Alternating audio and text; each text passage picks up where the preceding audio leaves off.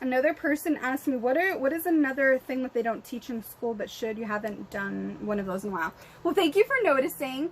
I would have to say I did write a list down because I knew I wouldn't remember this off the top of my head. But taxes.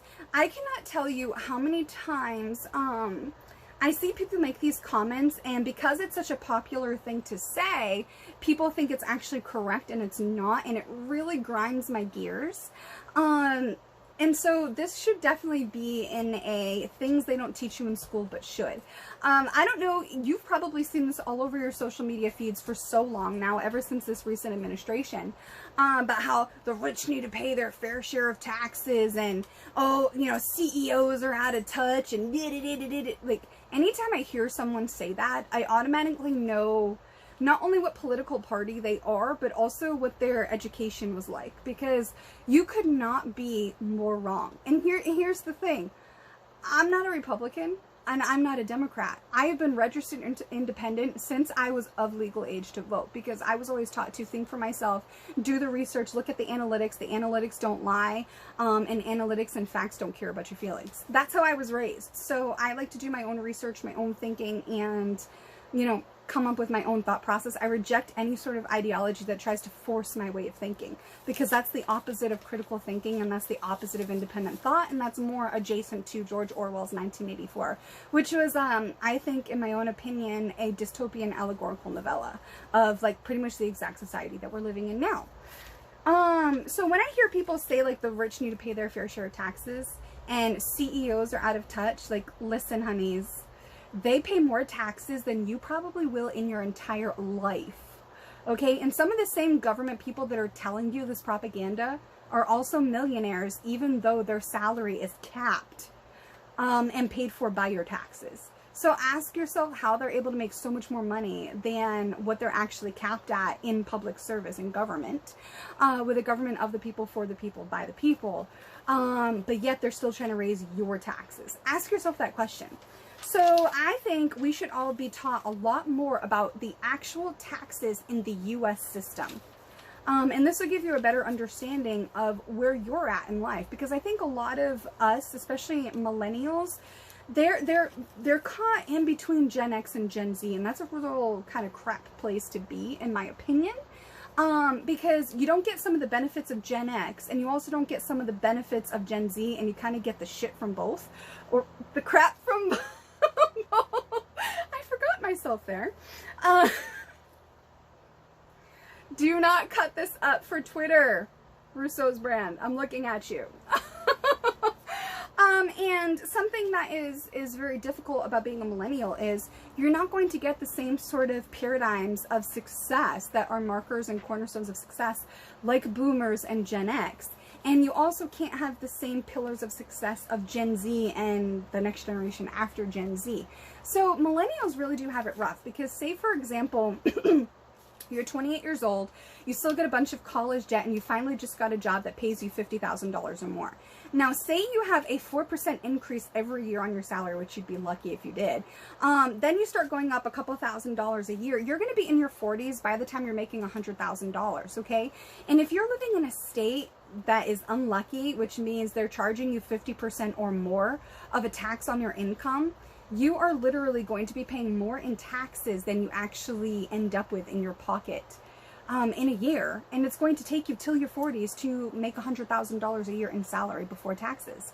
And all those taxes that you spend are literally just draining you of life, basically. And the government is still trillions and trillions and trillions of dollars in debt. So then ask yourself, what are they really doing to improve the lives of Americans with all of your hard-earned tax dollars?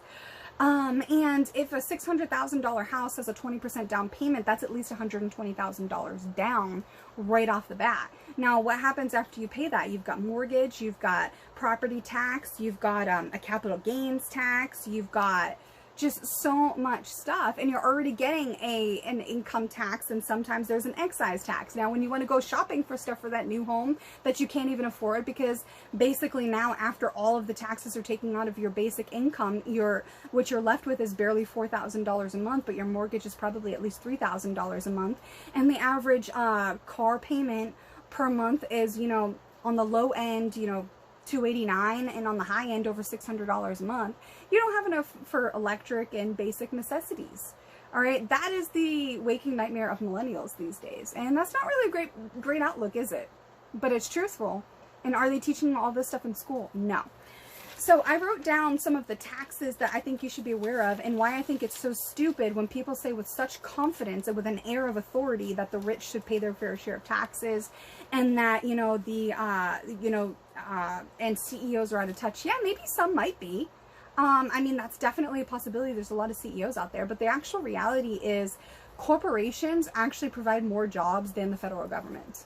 And the federal government is demanding 1, 2, 3, 4, 5, 6, 7, 8, 9, 10, 11, 12, 13. There's at least 13 different taxes, all by the government. How many taxes are actually the choice of a corporation?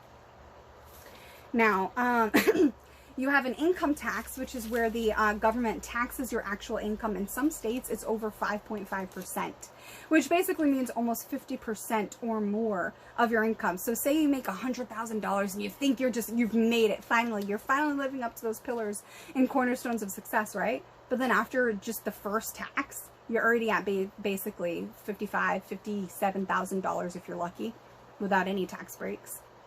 Now you don't really feel like you're sitting that pretty, do you? Right? Now, of that income that was already taxed by your income tax, now anytime you want to buy something, there's a sales tax. So they're taxing taxed money. There's something called a corporate income tax, which is basically corporations pay it. So then that technically gets put onto the consumer, because the corporation can only pay so much taxes before they get taxed out. And this is not the only tax that's towards corporations and places that offer you employment. You've got the payroll tax, which is used to collect, you know, funds for things like health and insurances and stuff for employees and all kinds of stuff. So that's also coming from your check and from the corporation that employs you. Then you have a capital gains tax, which is, you know, anytime there's a profit on anything, whether it's real property or, you know, like real estate or stocks, bonds, anything, that's called the capital gains tax. And then the government takes some of your profit. And that also applies to businesses. Then you also have the gross receipts tax. Now this is regardless of profitability of that company. So not only does a company have a corporate income tax, a payroll tax, and a capital gains tax, which taxes them on their profits, they also have a gross receipts tax, which is regardless of profitability. So say this company is just losing money and not actually making money. They still have to pay this tax regardless of if they're profitable. Then you have a value-added tax and an excise tax. And these two together, along with the gross receipts tax, are kind of like a tax pyramiding system, because they basically tax each stage of the production process of goods and services. And the same thing with excise tax. Excise tax used to be nicknamed the sins tax. So that's basically like cigarettes, sports betting, alcohol, and other addictive things. Like sometimes even soda used to be considered an excise tax. I don't know if it still is. And then you also have the tangible personal property tax, which could be applied to businesses or you. This is basically property that can be touched or moved. So things like machinery, furniture, business inventory, all kinds of stuff like that.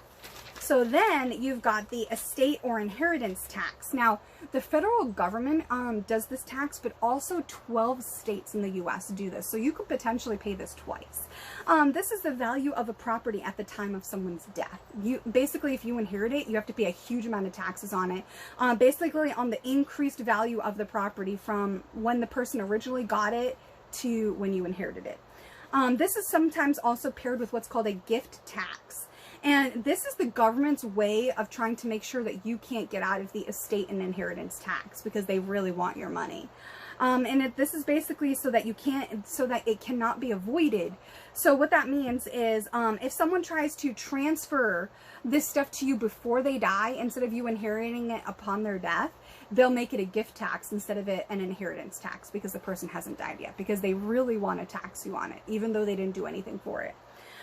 This is a really bad policy. A lot of people in, you know, taxing and accounting and all this other stuff really think this is a bad policy in America, because it negatively affects a state's overall wealth. What this means is the more wealthy people that are garnering and gaining assets that are adding in value, that makes the state as a whole more valuable, because it also boosts the wealth of the state, and it also boosts investment in that state and other investment opportunities like employment and so forth.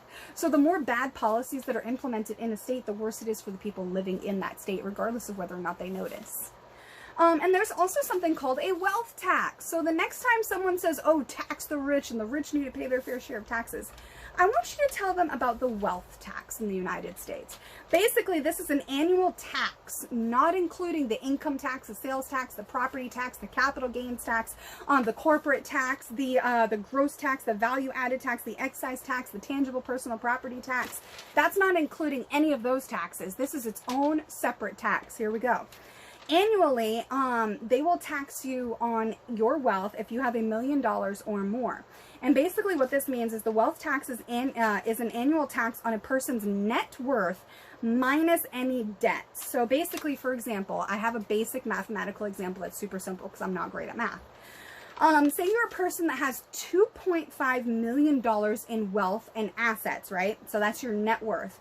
But you have $500,000 of debt. That means the federal government will analyze your net worth, then meaning $2 million. So they take the 2.5 and they minus your debt from it, from a flat rate of $2 million. You see what they did there? And say you're in a state where you're lucky and it's only a 5% tax instead of even more, which, I mean, even at 5% is pretty big. That means anybody over $1 million, so you're at $2 million, which means 2. So you would pay, just on this wealth tax alone, you would be paying a $50,000 wealth tax that year. That's not including your income tax. That's not including your sales tax. That's not including your property tax. If you're the business owner, that's not including your corporate tax, your payroll tax, your capital gains tax, your gross receipt taxes, your value added taxes, your excise taxes, your tangible personal property taxes, your gift tax if you end up with inheritance, and so forth. They could pay $50,000 just on a wealth tax. So what I'm trying to say is, a lot of the propaganda that you hear, just because people are saying it with confidence, does not mean it is actually factual and accurate, okay? Did I grow up wealthy? No. I was probably lower middle class. And then even before that, I was probably considered poor. I was living in like a 3rd or 4th floor walk-up apartment in the middle of the city. My mom and I didn't have a car. We walked everywhere, and and we built our life up from there. That was when I was a really little girl, like 3 and 4 and barely 5 years old. Okay. But what I'm trying to say is not everything is as it seems. And if you've ever taken and think about it like this, if rich people find loopholes in the system to pay less taxes, why are you hating on them for it? Because if they found it, then so can you. So instead of watching the latest season of, I don't know, whatever you watch, Stranger Things or the Kardashians, why don't you start looking up loopholes in the U.S. tax system so you can pay less taxes? If you've ever claimed your kids on your taxes, if you've ever claimed your miles for work on your taxes, or supplies for work on your taxes, or different things in your house like solar panels. Some states actually allow you to claim your rent. If you rent like an apartment or a house, they allow you to pay, claim that on your taxes. These are called tax breaks. So if you can claim tax breaks, why can't someone who's wealthier than you? The point is, just because you grew up poor does not mean you have to stay poor. It all depends on the habits and values you pick up when you're growing up poor, and whether or not you keep those values in your adult life when you were able to make changes, okay? That's why we talk about on Motivational Mondays and stuff every week. We talk about, breaking generational trauma and generational curses so that we can pass on generational wealth, prosperity, happiness, success, health, and wellness. This is one of those things. Pass on healthy habits and education and stuff so we can make smarter decisions. So I hope this was helpful in getting you to understand, some basic tax information. You make money, they tax it. You try to buy something with the money that's already taxed, they tax it again. Then when you buy a house and you own the house, then you have to pay for the land every single year. And then it goes on and on and on. If you start a business, you have to pay a tax on the profits that you made. If you're not making any profits, guess what? You have to pay a tax on the fact that you weren't making a profit. It's like you're darned if you do and you're darned if you don't.